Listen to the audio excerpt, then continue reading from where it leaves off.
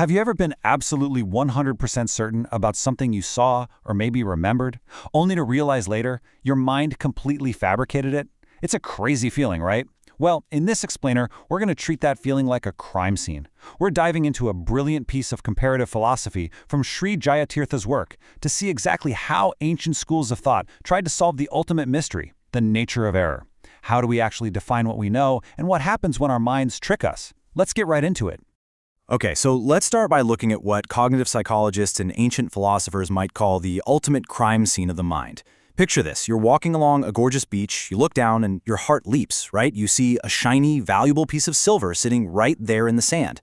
But when you bend down to pick it up, it's literally just a common seashell glistening in the sun. So what just happened? Why did your brain lie to you? Sri Jayatirtha boils this complex psychological trigger down to one really simple issue. You saw a visual trait that belongs to more than one thing. The shell and the silver, they both share a shiny quality, and your brain just jumped to a conclusion. But what exactly is that false silver you thought you saw? Like, where did it come from? Section 1. The Mystery of Error and the False Silver. Now, what's really interesting here is how Sri Jayatirtha treats this like an interrogation. He systematically dismantles basically the absurd alibis of every other philosophical school. Take the pratyaksha school, for example. They try to claim there's no such thing as error. They say you just failed to notice the difference between a memory and a perception. But Jayatirtha counters that perfectly. He points out that right after we realize a mistake, we distinctly feel that heavy regret of, man, I was wrong. You wouldn't feel that if it wasn't a real error. Then you've got the Vaisheshika school, arguing the silver is real, but it's just located somewhere else, like in a shop down the street. And Jayatirtha is just like, if it's in a shop, why are you seeing it right here on the beach? As we run through these schools, he knocks them down one by one until we reach the Madhva school's incredibly grounded conclusion. The silver you thought you saw is simply asat, meaning it is absolutely, entirely unreal. Section 2. The Alibis of Dreams and Doubts. So, if a mistaken identity is just an unreal projection, what happens with weird edge cases? What about when you're just curious or having a really vivid dream? Do those break the rules of error?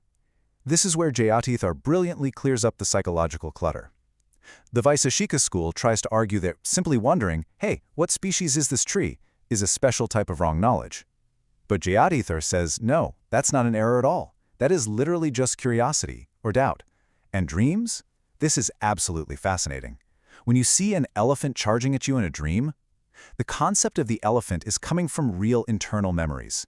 The error only happens because you're falsely projecting it into the physical reality of your bedroom. And conjecture, like squinting at a shape in the distance and guessing it's a person, isn't a distinct category of error either. It's really just a doubt where one option happens to feel a little bit stronger. Section 3. Dismantling the Old Laws.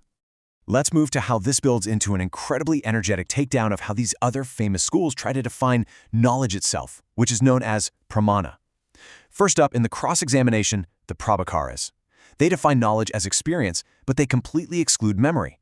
Think about that for a second. If I remember my own father, is that not valid knowledge? Of course it is. Next, the mimamsakas claim knowledge is an act that creates an invisible property called knownness inside an object. Jayatirtha points out a massive logical gap here. What if you're thinking about a king who died 1,000 years ago? How exactly does your thought inject invisible knownness into someone who is literally dead and gone? It makes absolutely no sense. Finally, you have the Nyayikas, who say pramana is the physical instrument of right knowledge. But this accidentally creates a massive theological loophole, because if God knows everything directly without needing physical eyes or ears, by their own definition, God would technically possess zero knowledge. Section 4. The Grand Reveal. This all builds up to Jayatirtha's perfectly elegant, all-encompassing conclusion that just completely cuts through the nonsense. He presents the core Madhva definition, yathartyam pramanam. This translates beautifully and simply to accuracy is knowledge. For followers of this philosophy, truth isn't about what weird invisible properties happen in your brain or what specific physical instruments you use to see something. The absolute crucial point is this: truth is solely determined by whether your thought matches reality exactly as it is. And I have to say, the reason this text argues this framework is so effective is because it perfectly hits the rule of three. First, it's beautifully simple. If your internal knowledge matches the external object exactly, boom, that is pramana. Second, it's globally inclusive. Because it doesn't rigidly demand physical instruments, it easily covers divine knowledge right alongside human perception, and it perfectly validates human memory. And third, it's surgically precise. It automatically kicks out dreams, visual errors, and wandering doubts, literally just because they are not accurate reflections of the object. To really lock this in, Dvaita philosophy divides this definition of pramana into two distinct harmonious categories, basically elevating human perception into a cosmic map of consciousness.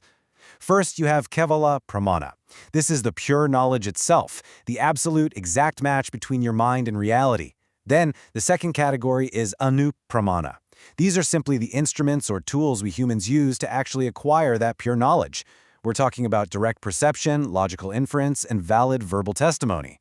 So, instead of getting bogged down arguing endlessly over just the physical tools, this entire framework ranks truth based on its actual alignment with reality.